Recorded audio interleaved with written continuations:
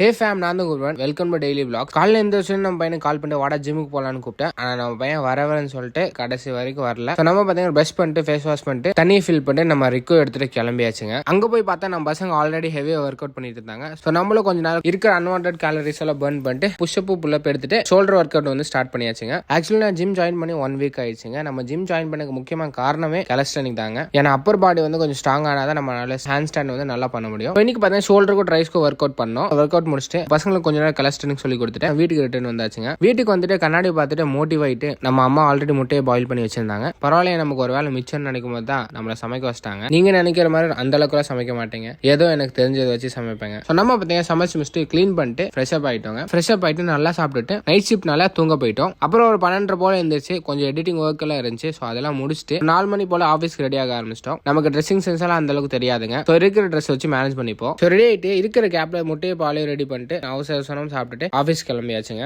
Office reach ஆனதும் நம்ம புரோட்டீனுக்கு peanut சாப்பிட்டுட்டு ஒர்க் பண்ண கிளம்பிட்டோம். ஓகே கைஸ், நாளை சந்திப்போம்.